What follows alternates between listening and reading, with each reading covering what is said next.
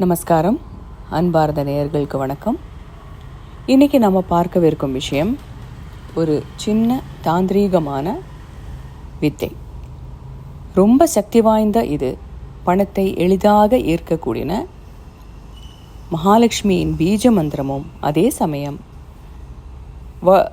வெளியூர்களிலெல்லாம் பிரசித்தமாக இருக்கும் angel number என்று சொல்லப்படும் பிரபஞ்ச ரகசியமானதையும் சேர்த்து ஒரு அபூர்வமான காம்பினேஷன் வைத்து எப்படி பணத்தை எளிதாக ஈர்க்கலாம் என்று பார்ப்போம். பண சம்பந்தமான எல்லா விஷயங்களுக்கும் மகாலட்சுமி தேவியை பிரார்த்தனை செய்கிறோம். ஆனால் பணத்துக்காக மட்டும் மகாலட்சுமி வழிபாடு கிடையாது. 16 விதமான சம்பத்து நமக்கு மகாலட்சுமி வழிபாட்டின் மூலம் கிடைக்கிறது என்று சொல்கிறார்கள். வீடியோவுக்குள் போவதற்கு முன் என்னோட சேனல் சப்ஸ்கிரைப் பண்ணாதவங்க தயவுசெய்து சப்ஸ்கிரைப் பண்ணி சப்போர்ட் பண்ணவும், வீடியோ பிடித்திருந்தால் கடைசியில் லைக் பண்ணவும், ஷேர் பண்ணவும். ஒவ்வொரு நம்பர்ஸுக்கும் ஒவ்வொரு அக்கங்களுக்கும் ஒவ்வொரு வைப்ரேஷன் பவர் இருக்கிறது. இப்படிப்பட்ட நம்பர்ஸ் தான் ஏஞ்சல் நம்பர்ஸ். அதே மாதிரி ஒவ்வொரு தேவதைகளுக்கும் தனித்தனியாக பீஜாட்சரம் என்பது உள்ளது. பீஜம் என்றால் விதை. எப்படி ஒரு விதையில் இருந்து செடி முளைத்து அது வளர்ந்து ஒரு மரமாக உருவாகிறதோ அதே மாதிரி அந்த பீஜாட்சரத்தை உச்சரித்து வரும் பக்தர்களுடைய வேண்டுதல்கள், பிரார்த்தனைகளின் பலன்கள் முதல்ல விதையாகி அதுக்கப்புறம் செடியாகி அதற்கப்புறம் கடைசியில் மரமாகி வளரும் என்பதுதான் நம்பிக்கை. இன்றைக்கி அந்த முறையில் லக்ஷ்மி தேவியின் பீஜாட்சரமும் ஏஞ்சல் நம்பரும் சேர்ந்து சௌபாகியங்களை ஈர்க்க செய்வது எப்படி என்று பார்க்க போகிறோம். முக்கியமாக தனவரவு அதிகரிக்க செய்வதற்கு இது உத்தமமான வழி. ஒவ்வொரு நம்பருக்கும் 1 முதல் 9 வரை இருக்கிற நம்பருக்கும் ஒவ்வொரு விதமான வைப்ரேஷன், எனர்ஜி, பவர் எல்லாமே இருக்கிறது. ஜோதிட ரீதியாக பார்த்தால் இந்த 1 முதல் 9 வரை இருக்கிற நம்பர்கள் எல்லாம் இந்த 9 கிரகங்களை குறிக்கும் என்று சொல்லப்படுகிறது. இந்த வித்தியாசமான வைப்ரேஷன் இருக்கக்கூடிய நம்பர்களில் சிலதை சேர்த்து நம்ம எழுதினோமானால் இல்லை படித்தோமானால் அந்த நம்பர்களில் இருக்கக்கூடிய எனர்ஜி இல்லையது வைப்ரேஷன் சேர்ந்து நமக்கு சில விஷயங்களை ஈர்க்க செய்யும் என்பதுதான் இந்த ஏஞ்சல் நம்பரின் சிறப்பு. இப்படிப்பட்ட நம்பர்ஸை ஒரு பிரத்யேகமான விதத்தில் யூஸ் பண்ணினால் அதன் எனர்ஜி, வைப்ரேஷன் என்பது நம்மால் பெற முடியும். இது மூலம் நாம் மனதில் ஆசைப்படுகிற நியாயமான கோரிக்கைகள் எல்லாம் ஏஞ்சல் நம்பரின் உதவியுடன் நம்மால் பெற முடியும். ஏஞ்சல் நம்பர்ஸ் நீங்கள் பார்த்தீங்கன்னா முக்கியமாக இந்தியாவை விட வெளிநாட்டுகளில்தான் அதிகமாக பயன்படுத்தி பலன் அடைகிறாங்க. அவங்களுக்கு ஏஞ்சல் நம்பர்ஸ் என்ற அந்த ஒரு தத்துவத்தின் பேரில் அதீதமான நம்பிக்கையும் இருக்கிறது. நீங்கள் டெஸ்லா கோட் என்று அழைக்கப்படும் 369 என்கிற ஏஞ்சல் நம்பரை பற்றி நிறைய படித்திருப்பீர்கள், இல்லையெனில் வீடியோக்களில் பார்த்திருப்பீர்கள். நிக்கோலாஸ் டெஸ்லா என்கிற ஒருத்தர் இந்த காம்பினேஷனை கண்டுபிடித்து அதனை பயன்படுத்தி நிறைய விஷயங்கள் சாதித்திருக்கிறார். அது அவர் உலக நன்மைக்காக எல்லோருக்கும் பகிர்ந்து கொடுத்திருக்கிறார். இப்போவும் நீங்கள் கூகுள்லேயோ இல்லையெனில் வீடியோக்களிலேயோ பார்த்தால் இந்த டெஸ்லா கோடின் மகிமைகள் தெரிந்து கொள்ளலாம். இதை விரிவாக நான் இன்னொரு வீடியோவில் உங்களுக்கு சொல்கிறேன். இந்த 369 என்கிற எண்கள் லா ஆஃப் அட்ராக்ஷன் என்று சொல்லப்படும் ஈர்ப்பு தத்துவத்திலும் முக்கியமான இடம் பிடித்திருக்கிறது. வெளிநாட்டில் இருக்கும் ஜனங்கள் இந்த ஏஞ்சல் நம்பரை மட்டுமே பயன்படுத்தி அவர்கள் நிறைய விஷயங்களை சாதித்திருக்கிறார்கள்.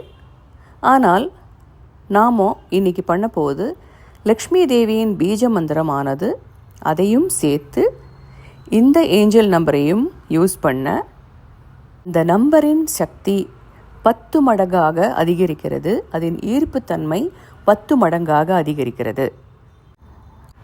அந்த ஏஞ்சல் நம்பரை மட்டும் பயன்படுத்துவதற்கு எந்த விதமான ரெஸ்ட்ரிக்ஷன்ஸும் கட்டுப்பாடும் கிடையாது. சுத்தமாக இருக்க வேண்டும், தீட்டு தொடங்கி இருக்கக்கூடாது, பீரியட்ஸ் டைமாக இருக்கக்கூடாது, அசைவம் சாப்பிடக்கூடாது. இந்த விதமான எந்த ஒரு தடையும் ஏஞ்சல் நம்பர்ஸ் பயன்படுத்துவதற்கு இல்லை. ஆனால் லக்ஷ்மி தேவியின் பீஜ மந்திரமானது மிகவும் புனிதமும் சக்தி வாய்ந்ததும் ஆனது. அதனால் குளித்து சுத்தமானதுக்கு பிறகு மட்டும்தான் இந்த பீஜாட்சரம் எழுதவோ கூறவோ வேண்டும். அதே மாதிரி அசைவ உணவு சாப்பிட்ட பிறகோ பீரியட்ஸ் டைம்லேயோ எழுதக்கூடாது. இந்த ஏஞ்சல் நம்பர்ஸுடையும் இந்த பீஜாட்சரத்துடையும் ஒரு அபூர்வமான ஒரு காம்பினேஷன் தான் இன்றைக்கி நம்ம செய்யவிருக்கும் அந்த சின்ன தாந்திரிகமான வித்தை என்று முதல்லையே சொன்னேனே அந்த விஷயம். இது என்னைக்கு எழுத வேண்டும் என்றால் பௌர்ணமி அன்று, இல்லையெனில் அமாவாசை முடிந்து வரும் அடுத்த வெள்ளிக்கிழமை அன்று எழுதலாம். இதற்கு பின்னால் இருக்கும் விஷயம் என்னென்றால், சந்திரன் வளரும் போதுதான் நாம் இதை எழுத வேண்டும். சந்திரன் தேயும் போது எழுதக்கூடாது. இனி அந்த வெள்ளிக்கிழமையும் முடியவில்லை என்றால் 3ஆம் பிறை அன்று எழுதலாம். அமாவாசை முடிந்து 3வது நாள் தான் 3ஆம் பிறை அன்றும் நீங்கள் எழுதலாம்.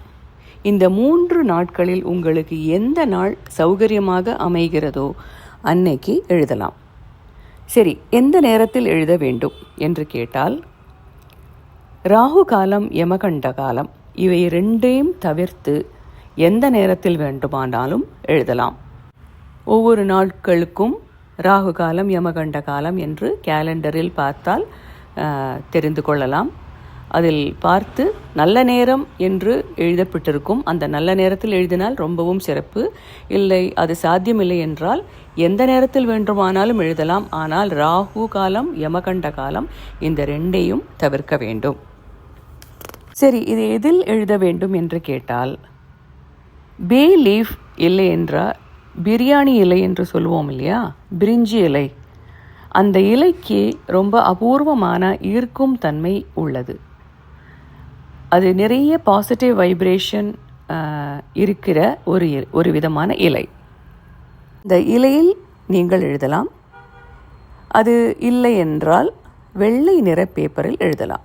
கோடுகள் இல்லாத பேப்பராக எடுத்து அதில் இதை எழுதலாம்.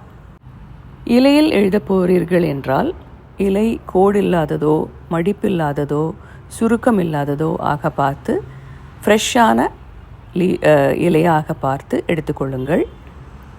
எந்த விதமான எதிர்மறை வார்த்தைகளும் இந்த இலையின் மீது எழுத பயன்படுத்தக்கூடாது என்பது ரொம்ப கவனமாக வைத்து கொள்ளுங்கள். ஏனென்றால் அந்த இலைக்கு ஈர்க்கும் சக்தி ரொம்பவே அதிகமாக இருக்கிறது. அதனால் கடன் நீங்க வேண்டும், கஷ்டம் நீங்க வேண்டும் என்றெல்லாம் எழுதாமல் பணவரவு, தனவரவு அப்படி என்று எழுதலாம். இல்லையெனில் உங்கள் மனதில் உங்களுக்கு எவ்வளவு பணம் வேண்டும் என்று இருக்கிறதோ அந்த அக்கம் நீங்கள் இந்த இலையில் எழுதலாம். இப்போ உதாரணத்துக்கு உங்களுக்கு 1 லட்சம் வேண்டும் என்றால் 1 லட்சம் என்று எழுதலாம். 2 லட்சம் என்றால் 2 லட்சம் என்று எழுதலாம். ஒரு விஷயத்தை மனதில் கொள்ளுங்கள். ரொம்ப அதிகமாக ஆசைப்பட்டு எழுதினால் நம்ம மனதே அதை நம்ப முடியாத ஒரு நிலைமை ஏற்படும். அதனால் உங்கள் மனதிற்கு நம்ப முடிகிற அளவில் இருக்கிற ஒரு பணத்தின் தொகையை எழுதுவது நல்லது. எவ்வளவு பணம் வேண்டும் என்று தெரியவில்லை, எழுத இப்போதைக்கு தீர்மானம் பண்ண முடியவில்லை என்றால் பணவரவு, தனவரவு என்று மட்டும் எழுதி வையுங்கள். பச்சை கலர் மஷி உள்ள பேனா வைத்து இதில் எழுத வேண்டும். பச்சை நிறத்துக்கு பணத்தை ஈர்க்கக்கூடிய சக்தி நிறையவே இருக்கிறது. அதனால் பச்சை நிற பேனாவை மட்டும்தான் இது எழுத பயன்படுத்த வேண்டும்.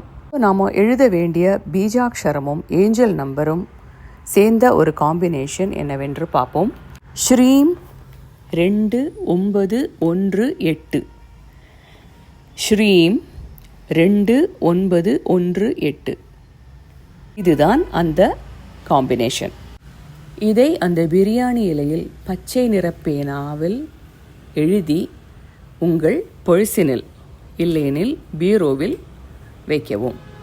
இது டெய்லி நீங்கள் தினமும் யூஸ் பண்ணுகிற பர்சில் வைப்பது தான் சிறப்பு. ஏனென்றால் இதை எழுதினதை அப்பப்போது பணம் எடுக்கும்போதோ செலவு பண்ணும்போதோ அந்த இலையை எடுத்து நீங்கள் எழுதினதை ஒரு தடவை படிப்பது ரொம்பவும் இந்த ஈர்ப்பு சக்தியை கூட்டும். இது பீரோவில் வைத்தீர்கள் என்றால் ஒரு நாளைக்கு ஒரு தடவையாவது அந்த இலையை எடுத்து இல்லை அந்த பேப்பரை எடுத்து ஒரு தடவை படிக்க விட்டு அது திருப்பியும் உள்ளே வையுங்கள். ஆனால் இதை எழுதி அப்படியே உள்ளே வைத்து விடக்கூடாது. அப்பப்போது எடுத்து இதை படிக்க வேண்டும். இதை நீங்கள் எழுதி வைத்து ஒரு சில நாட்களிலேயே உங்களுக்கு கிடைக்க வேண்டிய பணம் ஏதாவது வழியாக வந்து சேர்வதை நீங்கள் பார்க்க முடியும். ஆனால் மனதில் கொள்ள வேண்டிய ஒரு விஷயம் ஏனென்றால், கொஞ்சம் நம்ம உழைப்பும் இதற்காக இருக்க வேண்டும் என்பது. ஒன்றுமே பண்ணாமல் சும்மா வீட்டில் உட்கார்ந்து இதை எழுதி வைத்தால் பணம் வருமா என்று கேட்டால் வராது. இதற்காக ஒரு சில உழைப்புகள் நம்ம பண்ண வேண்டியிருக்கும். சில பேர் எவ்வளவு உழைத்தாலும் பணவரவு அதற்கேற்ற மாதிரி இல்லாத அளவுக்கு கஷ்டப்படுவதை நம்ம பார்த்திருக்கிறோம்.